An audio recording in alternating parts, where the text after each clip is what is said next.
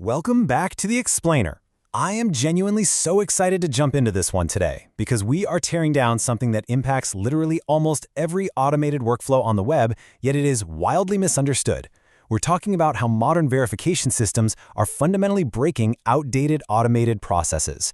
For years, teams have treated CAPTCHA like it's just a simple puzzle your workflow solves once. You know the drill. A checkbox appears, you click it. An image grid pops up, you squint at a blurry crosswalk for 5 seconds hoping you didn't miss a tile. But actually, scratch that. That mental model, it's completely broken now. Treating CAPTCHA as just a static challenge is basically a fast track to operational disaster.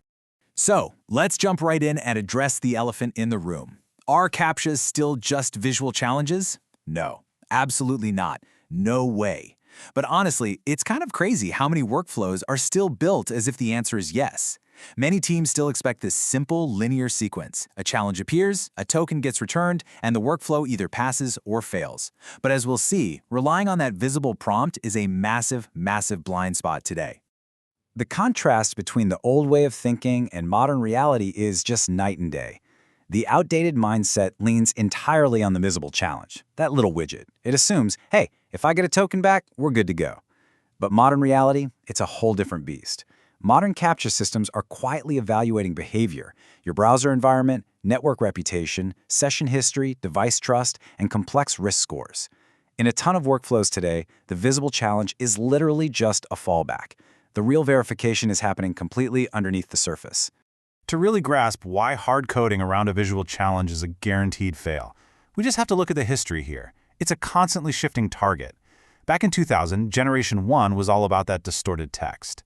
Then machine learning cracked that. So in 2012, we got Generation 2, the image grids and the classic I'm not a robot checkbox. But 2018, that was a total game changer.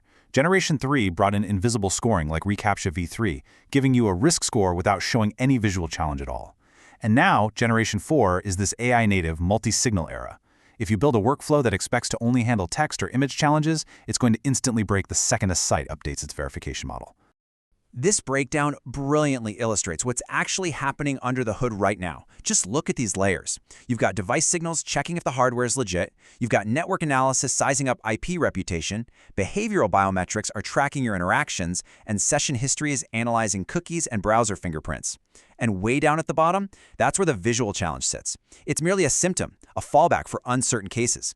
If your workflow is holding its breath for a visible challenge, it's going to completely miss a behavioral or device-based check. The real question isn't, which CAPTCHA type do we handle today? The much better question is, can our workflow adapt when verification inevitably changes? The Workflow Adaptation Checklist. Okay, so let's get practical. Here are the first 3 steps of a 6-step operational checklist to actually handle this. Step 1. You have to treat CAPTCHA as a changing risk layer. Do not design around one fixed widget. A site might silently swap from reCAPTCHA v2 to v3 or suddenly throw in turnstile or device attestation. Your workflow needs to expect that change. Step 2. Separate challenge handling from workflow acceptance. And Step 3. Monitor the underlying signals, not just the visible challenges. Let's really zero in on Step 2, because this distinction is absolutely crucial.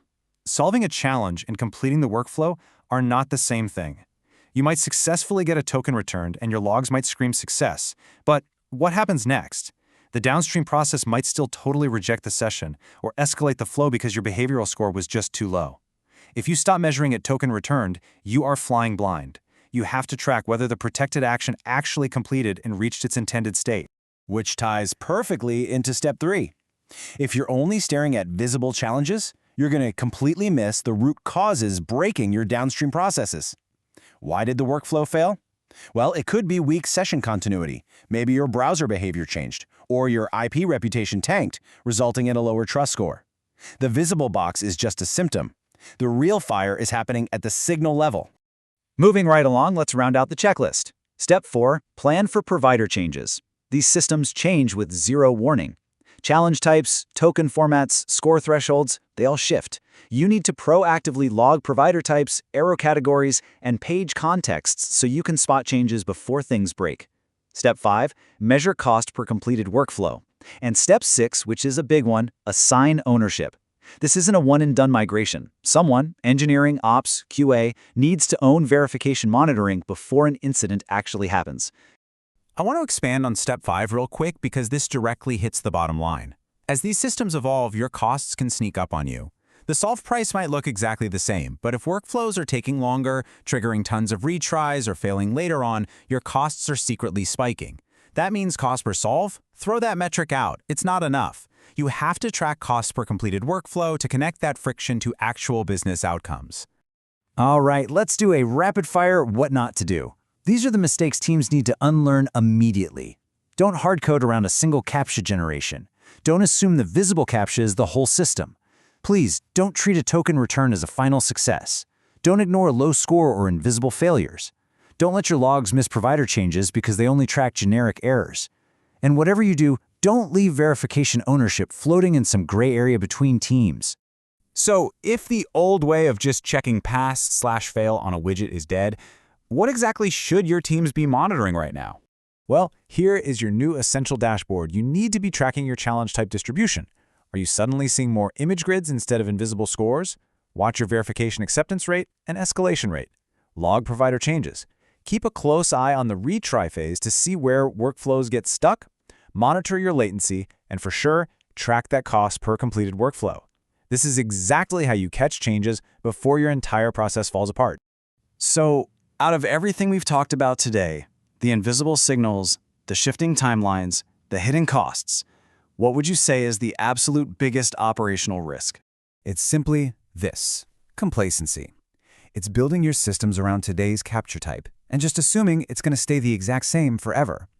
Humans are the lower bound of difficulty, so verification systems will constantly evolve to stay ahead. Complacency with your current setup is literally the biggest danger to your reliability. And that leaves us with this final thought.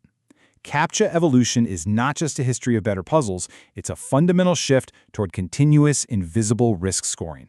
So look at your systems and ask yourself, can your workflow adapt when verification changes? Because it will. Oh, and a quick reminder, this type of automated workflow should only be used in owned, client-authorized, or contractually permitted environments. I really urge you to review your internal ownership and operational resilience before your next silent failure. Thanks so much for hanging out with me for this explainer, and I'll see you on the next one.